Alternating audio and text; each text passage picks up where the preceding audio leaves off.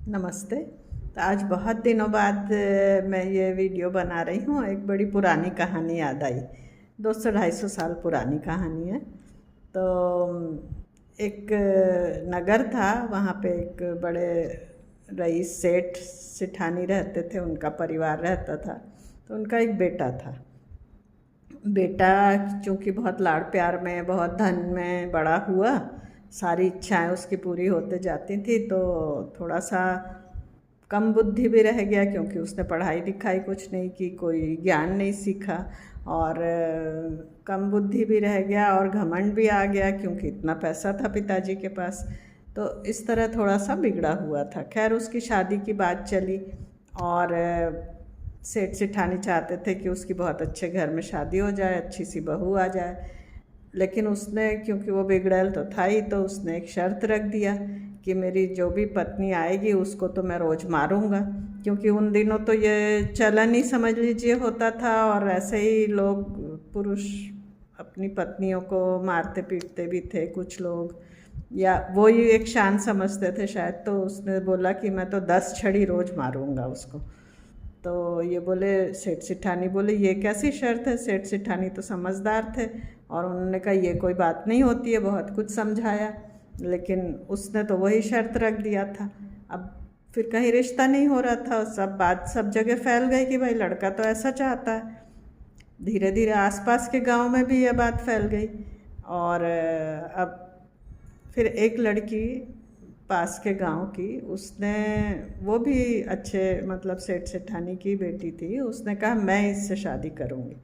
अब उसके माता पिता ने उसको बहुत समझाया कि वो लड़का तो सन की है एक तरह से, तुम क्यों करोगी, तुम क्यों अपना जीवन बर्बाद कर रही हो, वो अच्छा नहीं है, ज़्यादा कम वो मतलब बुद्धिमान भी नहीं है जो पहले ही ऐसी बातें कर रहा है।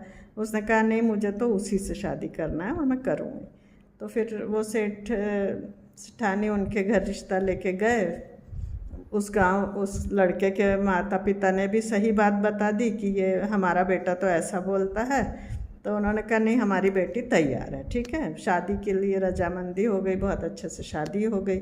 बहुत कुछ उस जैसा उन दिनों प्रचलन में था, दहेज वगैरह दे के उसको भेजा गया। अब लड़का तो अहंकारी था ही। जब वो पहली बार मिला तो उसने एक छड़ी लेके आया और बोला मैं तो भाई तुमको मारूंगा, मैंने तो पहले ही शर्त रख दी थी। तो लड़की ने कहा कि हाँ, आप क्यों करेंगे। बोले हम इतने अमीर हैं, हमारे पास इतना पैसा है और मेरा तो हक बनता है। तो उसने कहा कि आप अमीर ज़रूर हैं, तो मैं भी कोई ऐसी नहीं हूँ, और फिर आपने खुद ने कुछ नहीं कमाया, ये तो सब आपके पिताजी ने और आपकी माँ की मेहनत है, उन लोगों ने कमाया हुआ धन है ये, जिस पे आपको इतना घमंड है। मैं ज़रूर आपकी छड़ी खाऊंगी, लेकिन जब आप खुद कमा के आएंगे पैसा। तो लड़का अहंकारी तो था ही, थोड़ा समझ गई उसको बात और कहा ठीक है, मैं कमा के लाऊंगा और फिर मैं मारूंगा और फिर हम जीवन शुरू करेंगे। ठीक है, अगले दिन सब ठीक रहा। वो सुबह उसने अपने पिताजी से कहा मुझे बैलगाड़ियाँ दे दीजिए, और जहाज़ चलते थे उनके पानी के, तो बोले 2 जहाज़ दे दीजिए और मैं जाता हूँ धन कमाने। पिताजी भी खुश हुए कि चलो अच्छी बुद्धि आई, इसने कमाने की सोचा। उनने भर भर के धन पैसा और सब कुछ तैयारी करके भेज दिया लड़के को। अब ये अपना 3-4 दिन समुद्र में, समुद्री रास्ते से कहीं पहुँचे, फिर एक द्वीप में पहुँचे।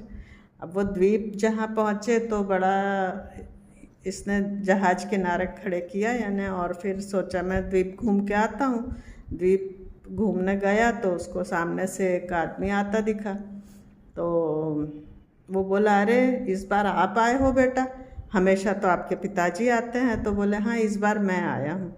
तो बोले आपके पिताजी को मैंने अपनी आँख गिरवी रखा था उनके पास में, और अब मेरे पास पैसे हो गए हैं, तो ये 10,000 रुपये लो और मेरी आँख मुझे वापस करो। अब आँख कोई कैसे गिरवी रखेगा, पर लड़का सोच में पड़ जाता है। बोले कि मेरे पास तो है नहीं। बोले नहीं, मेरे को तो चाहिए है। और बस वो ठग था और उसको ठगना चाहता था, लड़का समझ नहीं पा रहा था। बहुत बातें होती है, सब होती है, लड़ाई झगड़ा भी होता है, फिर लोग बीच बचाव करते और कहते इसको आप 5,000 रुपये दे दो और मामला निपटा दो। लड़का 5,000 रुपये क्या, उन दिनों तो अशर्फियाँ चलती थी, पुरानी कहानी है ये। तो अशर्फियाँ अपने काफ़ी धन उसका चला जाता उसमें। और आगे बढ़ता है तो उसको एक आदमी बिना पैर के आता दिखता है, जिसका एक पैर नहीं है। वो बोलता, अरे बेटा आप आए हो, पिछली बार तो आपके पिताजी आए थे, उनके पास मैंने पैर गिरवी रख दिया था, तो अब मेरा पैर वापस करो। 10,000 रुपये मैंने जमा कर लिया और ये 10,000 रुपये लो और पैर दे दो। अब ये बोलता, मेरे पास तो आपका पैर नहीं है। तो पैर, वो फिर वही झगड़ा फसाद होता है, लोग इकट्ठे हो जाते और बीच बचाव करके बोलते आप इसको 5,000 अशर्फियाँ दे दो और मामला निपटाओ। वो दे देता है। ऐसे करके उसका तो धन खत्म हो गया। अब और आगे जाता है तो एक घर के सामने एक सुंदर सी स्त्री खड़ी थी, वो उसे इशारा करके बुलाती। अब ये जाता है, बात करता है, क्या भाई क्या बात है? तो वो बोले कि हमारे यहाँ तो जो मेहमान आता है उसको हम दूध पिलाते हैं और सोने के ग्लास में दूध पिलाते हैं और फिर उसकी आवभगत ऐसे करते हैं, आइए आप बैठिए। अब ये उसकी बातों में आ गया। उसने महिला ने दूध पिला इसको दिया सोने के ग्लास में, और जैसे ही इसने दूध पी लिया, ग्लास नीचे रखा तो एक बिल्ली आई और वो ग्लास लेके भाग गई। अब ग्लास लेके भाग गई, इसका तो कुछ मतलब ये देखता रहा। फिर वो औरत चिल्लाने लगी कि मेरा सोने का ग्लास इसने चुरा लिया, मेरा सोने का ग्लास चुरा लिया। ये बोला, मैं तो यहीं बैठा हूँ, अब भी तो दूध पिया हूँ, मैं कैसे चुरा सकता हूँ? फिर उसकी तलाशी होने लगी भाई। तो तलाशी हुई तो बोले, आप आए कैसे, कौन हो, अजनबी हो? तो बोले कि वो तो इसने बताया, मैं तो जहाज़ से आया हूँ, मैं दूसरे द्वीप से आया हूँ, ऐसा मैं कमाने निकला, धन कमाने निकला, और ऐसा सही सही बात बता दिया। तो बोले, कहाँ है आपका जहाज़? और देखा तो जहाज़ पे बिल्ली ने रखाई थी, वो बिल्ली ट्रेंड थी, तो उसने जाके उसके जहाज़ पे रख के आ गई थी। तो बस इस पे चोरी का इल्ज़ाम लग गया कि तुमने तो चोरी की है, और ऐसे तो उसको ले जाया गया राजा के पास और वहाँ की जेल में उसको कैद खाने में बंद कर दिया गया। अब ये बेचारे के पास ना पैसा बचा, जहाज़ भी जब्त कर लिया गया, जहाज़ भी वहीं किनारे खड़ा रहा, राजा के अंडर में हो गया और ये फंस गया वहाँ पे। अब इधर इसकी पत्नी और माता पिता सभी रास्ता देख रहे हैं, सब रास्ता देख रहे। तो पत्नी ने कहा, मैं ढूंढने जाती हूँ। सेठ जी ने कहा, भाई तुम लड़की, तुम कैसे जाओगी? बोले, नहीं नहीं आप पिताजी, मैं ज़रूर उनको ढूंढ के लाऊंगी। फिर उसने बोली, मुझे 2 जहाज़ दीजिए और कुछ पैसे धन दे दीजिए और मैं लेके आऊँगी। तो वो और 4-5 आदमी दे दीजिए। तो 4-5 कर्मचारी उसके साथ जो विश्वसनीय थे, सेठ जी ने उनको भेजा, और उसमें कुछ महिला रक्षक मतलब उसकी साथी भी थी, और ये बहू उनकी, ये सब मिलके निकलते हैं यात्रा पे जहाज़ से।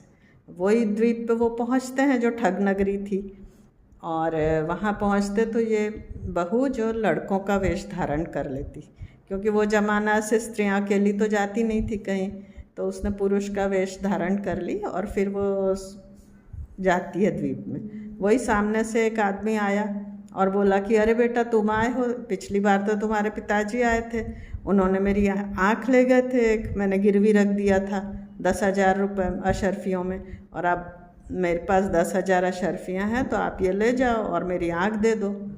तो वो बोली कि ठीक है मैं दे दूँगी। साथ में उसके जो महिलाएं थी दूसरी, वो उसकी सेविकाएं या उसकी सहायिकाएं, तो वो भी पुरुष वेश में ही थी। तो बोली कि जाओ तुम जहाज़ में आँखें रखी हैं तो इनकी ला के दे दो। अब वो लोग फिर आए, बोले हमको समझ में नहीं आ रहा कौन सी आँख लाएं, वहाँ तो बहुत सारी आँख रखी हैं। तो ये बहू कहती है कि इनकी आँख निकाल के एक ले जाओ और उसकी नाप की ले आओ जैसी वो दिखे जहाज़ में से। अब वो दोनों बढ़ते हैं उस पुरुष की तरफ, उस ठग की तरफ, कि इसकी आँख निकाल लेते तो वो भाग जाता है, क्योंकि ऐसा तो होता ही नहीं है ना। तो इसने अपनी सूझबूझ से वो बचा ली। तो फिर और आगे बढ़ती है तो वो पैर वाला मिलता है। वो बोले, बेटा तुम आए हो, इस बार तो पिछली बार तो मैंने अपना पैर गिरवी रख दिया था 10,000 अशर्फी में, तो तुम मुझे वो दे दो और ये अशर्फियाँ ले लो। तो ये बोलती है कि ठीक है। फिर वही करती है, अपनी सहायिकाओं को बोलती है कि तुम ले आओ, जहाज़ पे बहुत सारे पैर रखे हैं। वो जाते हैं, बोले वहाँ तो बहुत सारे पैर हैं, हमको नहीं समझ में आ रहा कौन सा इसके लिए लेके आए। तो बोले इसका ये पैर काट के ले जाओ और नाप के तुम ले आओ। तो वो ठग, दूसरा वाला ठग, वो भी भाग जाता है। और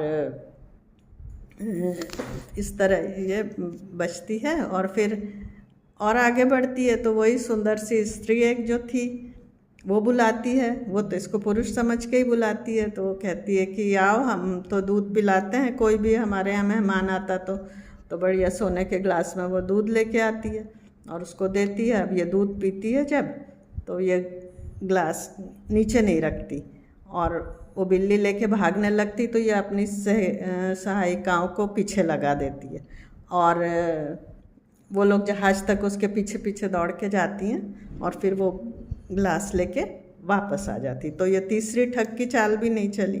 फिर अब वो लोग सोचते हैं इतनी होशियारी ये आई, क्योंकि वो तो ठग नगरी थी, ये कैसे इसको राजा के पास ले जाते हैं कि भाई ये एक आगंतुक आया है हमारे नगर में और इसको हम मतलब मिलवाने लाए हैं। फिर वो बताती है अपना कि मेरे पति यहाँ आए होंगे और ऐसा सब उनके साथ हुआ। तो राजा फिर उन तीनों ठगों को सज़ा देता है, उसके पति को रिहा करता है। तो ये पति को फिर ये नहीं बताती कि मैं ही हूँ, आपकी पत्नी हूँ, और ये फिर राजा को पैसे वगैरह दे के उसको छुड़वाती है अपने पति को और उनसे जहाज़ भी अपना एक जहाज़ छोड़ के जाती है और बोलती इनको उससे भेज देना। तो वो अगले दिन, ये पहले चली जाती, 4-5 दिन इनको लगते पहुँचने में, फिर अगले दिन पति निकलता है तो 4-5 दिन उसको लगते हैं आने में। और फिर जब वो वापस पहुंचता तो वो पत्नी को ये सब बातें नहीं बताता कि मैं ऐसे फंस गया था या ऐसा हुआ था। फिर आके वो वही बोलता है कि अब मैंने धन कमा के लाया हूँ और मैं तो अब मारूंगा। तो ये बोलती ठीक है, और फिर वो पोशाक दिखाती है जो वो पुरुष वेश में पहन के गई थी। पति ने उसको देखा था लेकिन पहचान नहीं पाया था, लेकिन वो पोशाक देख के वो समझ जाता है। तो ऐसे फिर वो उससे क्षमा जैसा मांगता है कि भाई नहीं, मैंने गलत किया और मुझे ऐसा नहीं करना चाहिए, ऐसे अब सोचना भी नहीं चाहिए और तुम बहुत बुद्धिमान हो। वो समझ जाता है और फिर वो अच्छे से, यानी सेठ सेठानी भी उससे बहुत खुश हो जाते कि बेटे को बचा लाई और इतनी बुद्धिमान सूझबूझ वाली ये बहू है। तो इस तरह वो रहने लगते। तो धन्यवाद। आपको कहानी पसंद आई हो तो सब्सक्राइब कीजिए, लाइक करिए।